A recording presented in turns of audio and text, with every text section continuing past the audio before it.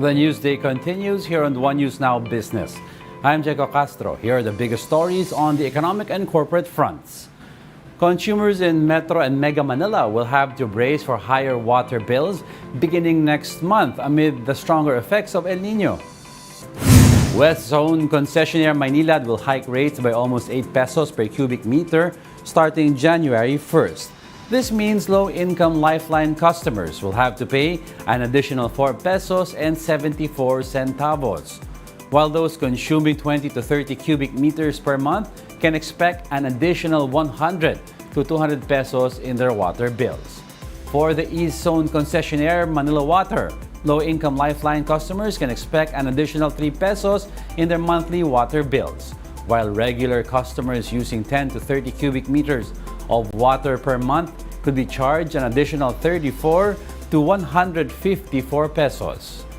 The MWSS has acknowledged the impact of this rate hike on the public, but the agency explained that the additional charges will cover the expenses of concessionaires on projects seeking to mitigate El Niño's effect.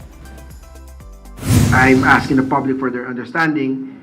It's still an added burden, but we feel that this is a necessary burden because what is more important is to ensure that the proper service is given to the consumers and that there will be water at the tap, especially with the looming El Niño. I can guarantee that there will be no water crisis because of these projects.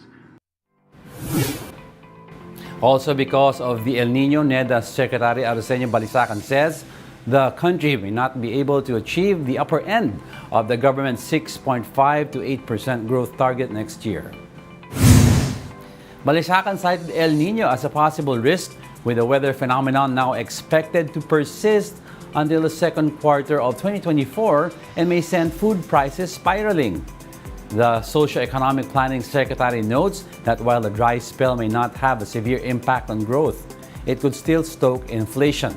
Just yesterday, President Marcos ordered government agencies to intensify their efforts to address the effects of El Niño, after the OST warned that at least 65 provinces are expected to experience drought next year.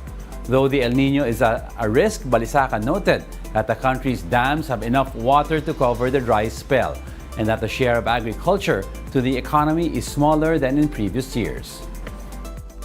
So with respect to growth, to the effect of the economy, I don't think that it will make a big, it will impact, and what that channel will probably more on the prices. The big difference between 1997, 1998, and now is that the relative share of agriculture in the economy is now much smaller.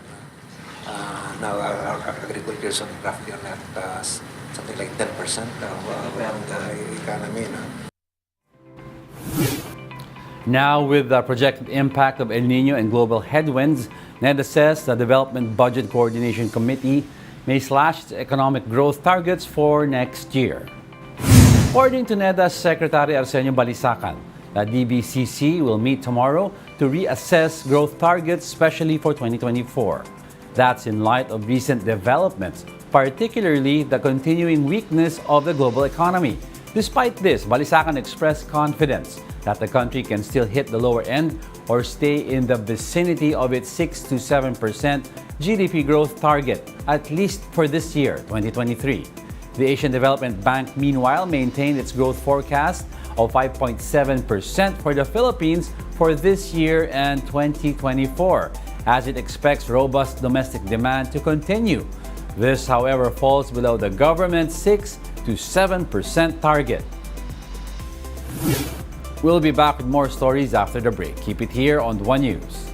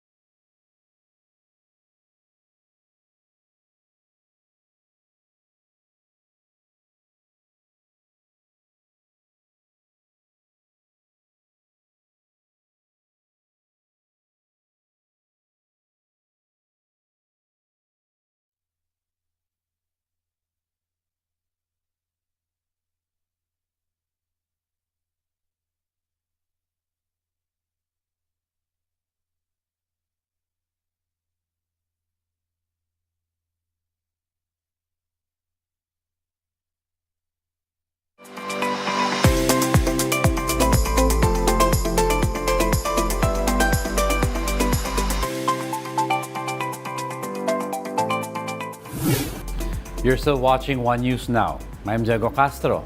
Amid heightened tensions in the West Philippine Sea, a former AFP officer recently suggested that the Philippines look for economic leverages against China. To expand on this idea, we have with us today Credit Rating and Investment Services Philippines Chief Economist Emmanuel Leyco. Good morning, sir. Thank you very much for joining us. Good morning, Diego, and thank you for having me back. Yes, sir. I'm sure you've heard former AFP Rear Admiral Romel Jude Ong's suggesting that looking for trade leverages against China. Among them is their access to nickel, given that we are at least their second largest supplier and trade partner with this. How else does Beijing's trade benefit from the Philippines? Well, actually, it's not. He's not the only one who's advocating trade embargo on China. But then, when we look at the purpose of embargoes, this is done by countries who have a strong leverage to apply pressure, use trade as a pressure on their adversaries. Okay. For example, the oil exporting countries, they did the trade embargo or oil embargo in the 70s.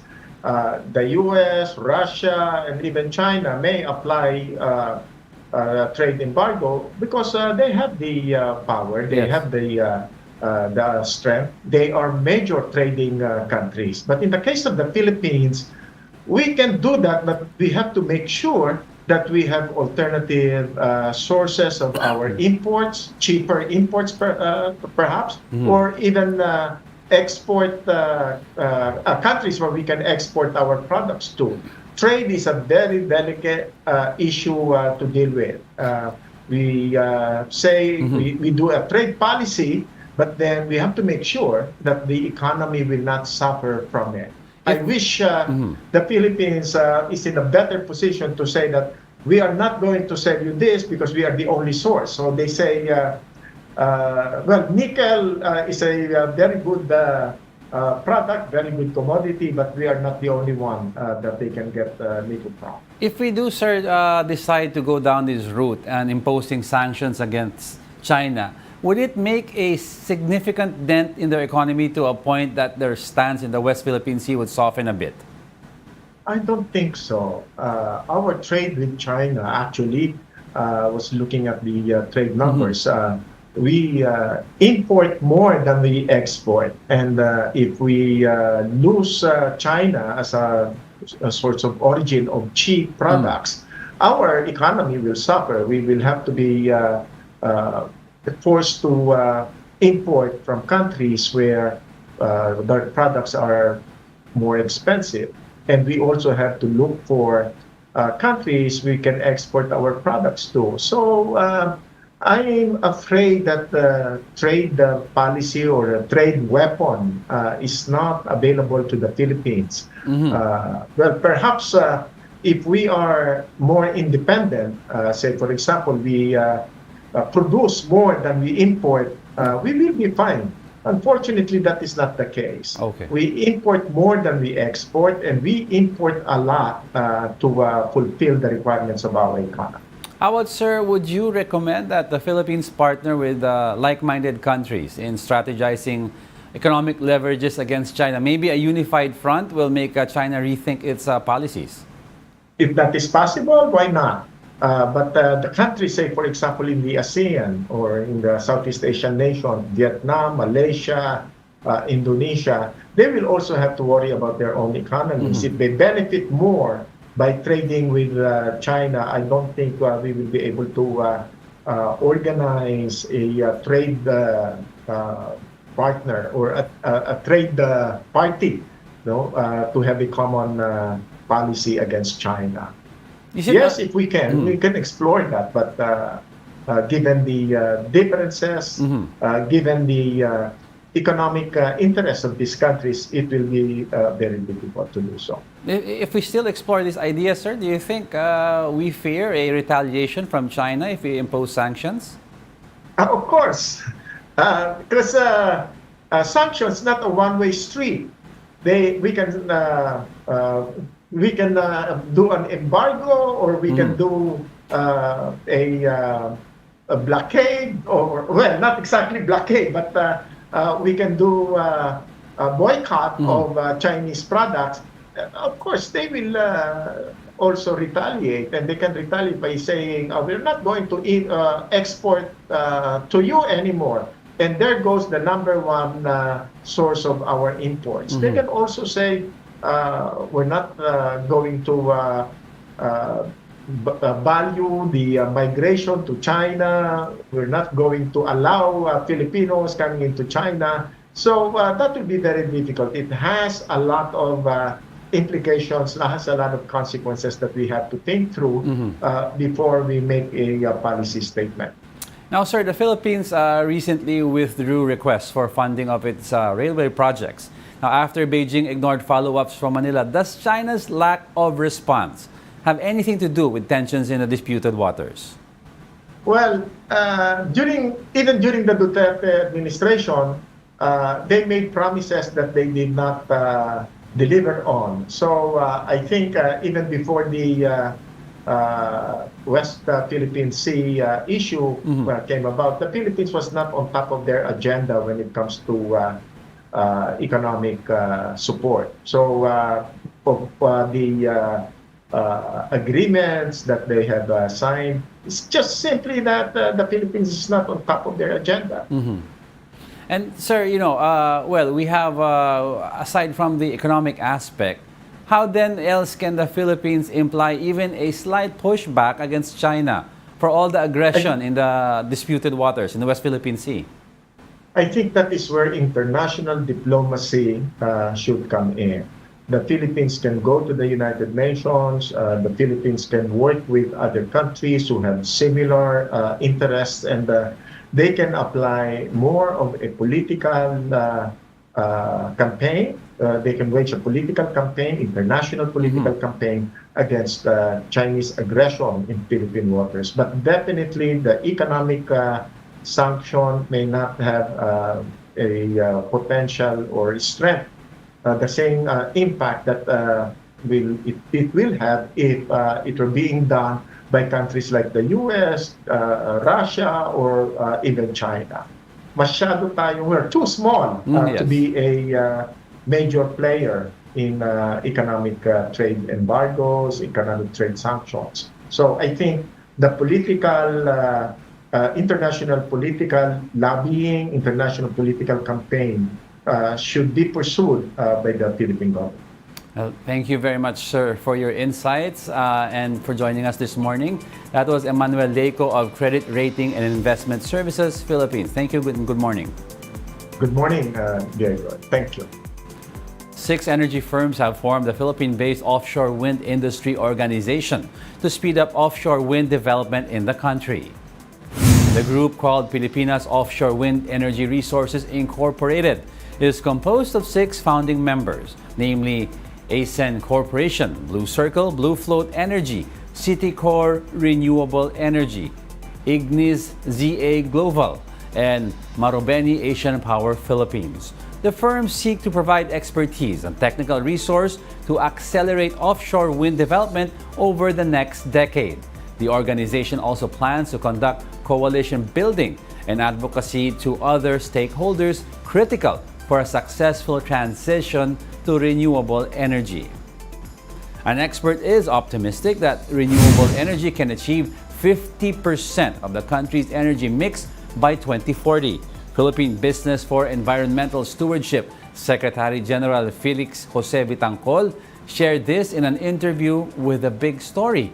Vitangcol notes, though, that despite their optimism, the country cannot abruptly shift to renewable energy, citing issues such as infrastructure and policy that need to be addressed first. Vitangcol, meanwhile, welcomes a landmark deal struck by around 200 nations that are in the COP28 in Dubai to transition away from fossil fuels. He says, though, that this transition must take into consideration the economic conditions of countries like the Philippines. Although there needs to be a equitable contribution between the Philippines and different economies contributing to the COP28, there should the leaders should take note of the capabilities of the different economies. So here in the Philippines, yes, we're pushing towards a more renewable energy-centric energy system, but currently the different factors contributing to it are not capable, or we're not sufficiently able to integrate renewable energy. And those are the top business stories of the hour. I'm Diego Castro. Join us again at 2 p.m. We are One News, all sides, all the time.